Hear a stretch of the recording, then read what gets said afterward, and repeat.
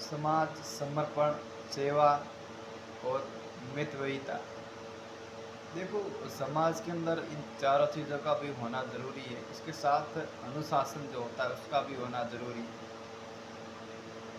अगर हम समाज के अंदर कार्य कर रहे हैं तो समाज के अंदर जो व्याप्त जो कुरीतियाँ हैं, बुराइयाँ हैं, तो कैसी भी हो, चाहे त्याग प्रथा हो, चाहे वो दहेज प्रथा हो, चाहे अन्य जो प्रथा हो, उस पर हमें कार्य करना चाहिए। उस पर रोक लगाने का भी हमें असंभव प्रयास करना चाहिए।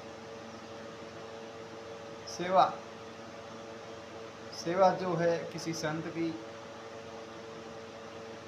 समाज की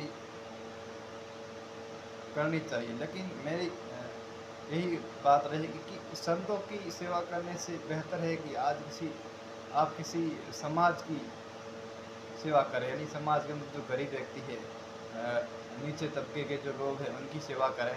तो इससे बढ़कर कोई सेवा नहीं है।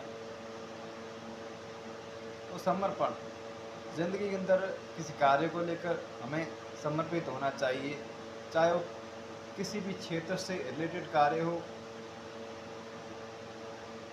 चाहे वो समाज से रिलेटेड कार्य हो, चाहे वो सेवा से रिलेटेड कार्य हो।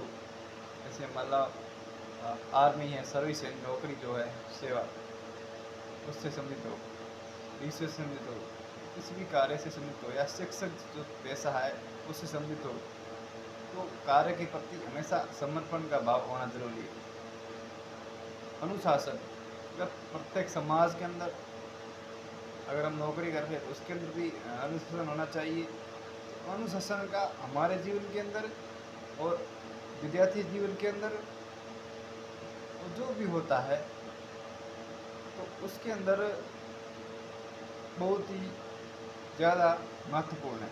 इसलिए अनुशासन को हमेशा, डिसिप्लिन जो है उसको हमेशा बनाए रखें।